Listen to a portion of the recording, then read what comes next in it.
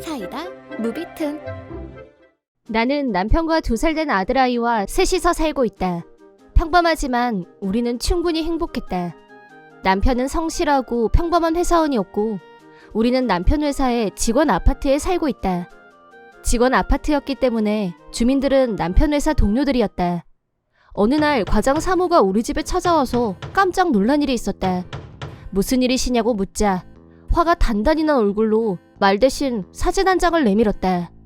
여러 말 필요 없어. 우리 남편과 당신이 불륜관계라는 거 이미 다 알고 있어. 당장 내 남편한테서 떨어져. 그리고 위자료 3천만 원 준비하고 기다려. 청구해 줄 테니까. 라며 폭주하는 모습에 경악.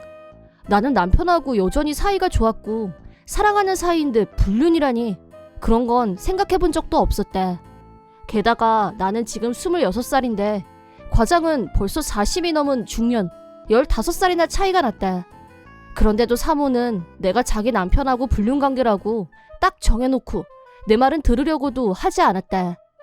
불륜이라니 너무 억울한 누명이었지만 침착하게 사모가 가지고 온 사진을 다시 한번 자세히 들여다봤다. 그러자 이상한 점을 하나 발견했다. 이건 저하고 제 남편이 찍힌 사진인데요? 내가 그렇게 말하자 사모는 그럴 리가 없다며 내 말을 무시했다.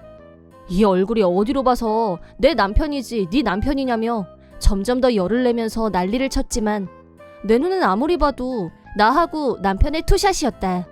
사진 속에서 나하고 손을 잡고 있는 남자의 얼굴에 과장 얼굴이 박혀 있었지만 2주 전에 나하고 남편이 갔던 장소, 입고 있던 옷이 완전히 일치했다. 무엇보다 과장은 남편보다 키가 10cm나 더 컸다.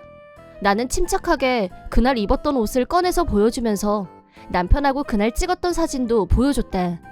그러자 과장 사모는 혼란스러웠는지 딱 보니까 우리 남편이 분명해서 그렇게 생각한 건데 라고 자신없게 말했다.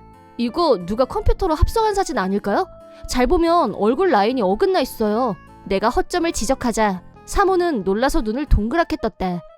하지만 대체 누가 어떤 목적으로 한 짓인지 오리무중이었다.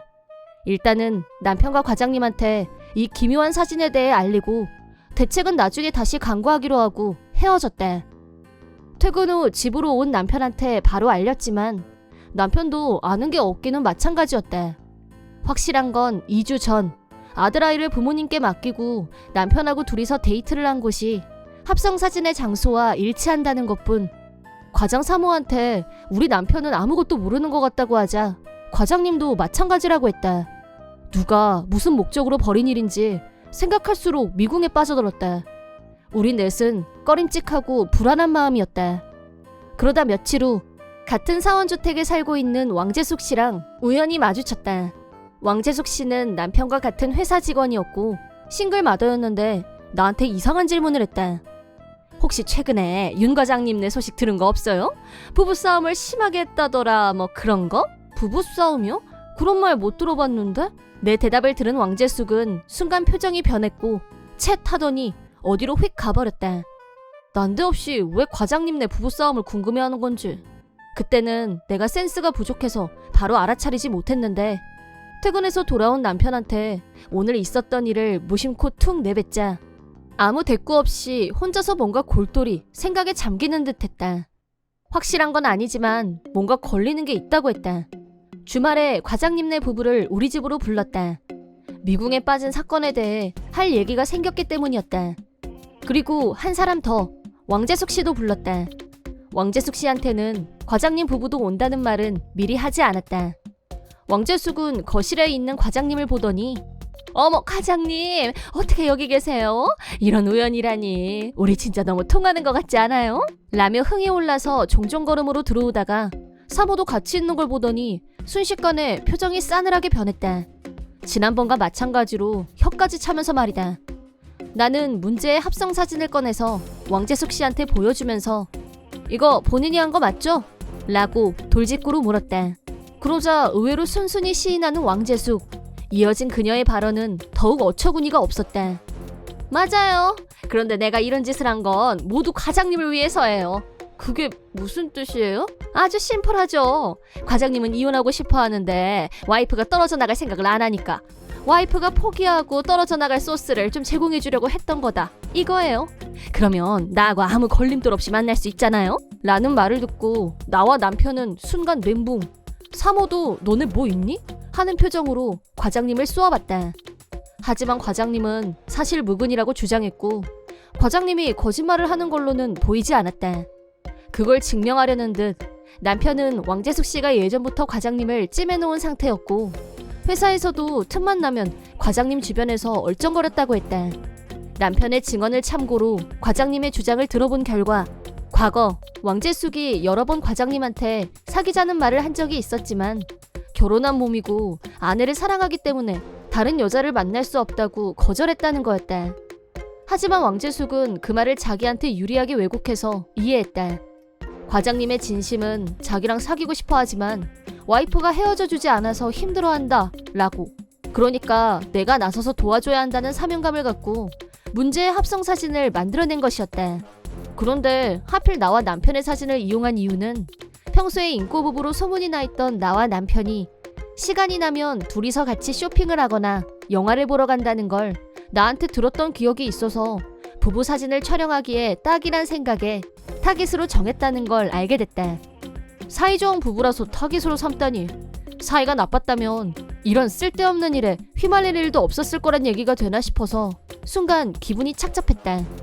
피해자가 된 우리 네 사람은 왕재숙의 행위를 간과할 수 없었다.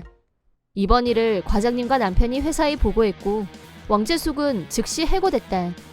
물론 왕재숙한테 위자료도 청구했는데 자기는 과장님한테 사랑받고 있는 사람이라는 둥 딴소리만 해대고 상태가 심각했다. 하는 수 없이 본가에 연락해서 데리고 가달라고 부탁했다. 자초지종을 듣고 난 후 왕재숙의 부모님은 우리 네 사람에게 무릎까지 꿇고 사과하시더니 위자료도 대신 다 지불해 주셨다. 무엇보다 다시는 이런 일이 일어나지 않도록 왕재숙을 본가에 데리고 가서 감시하겠다고 하셔서 마음이 놓였다. 하지만 본가에 간 뒤로도 왕재숙은 부모님을 힘들게 하는 것 같았다.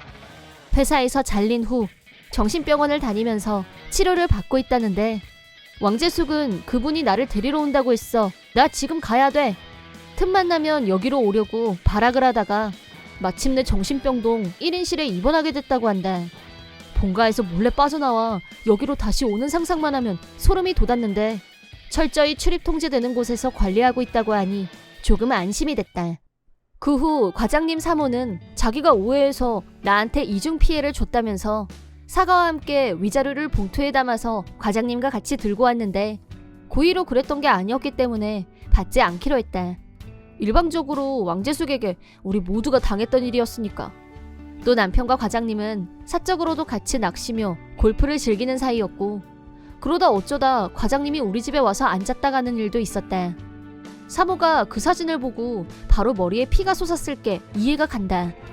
과장님 부부 역시 우리 부부만큼이나 인꼬 부부로 유명했는데 남편한테 배신당했다고 생각하면 흥분하는 게 당연하고 나중에야 합성 사진인 걸 알았지만 처음엔 몰랐으니까 이번 일은 그냥 잊어버리고 앞으로도 남편을 잘 부탁드린다 라고 하고 훈훈하게 마무리 지었다.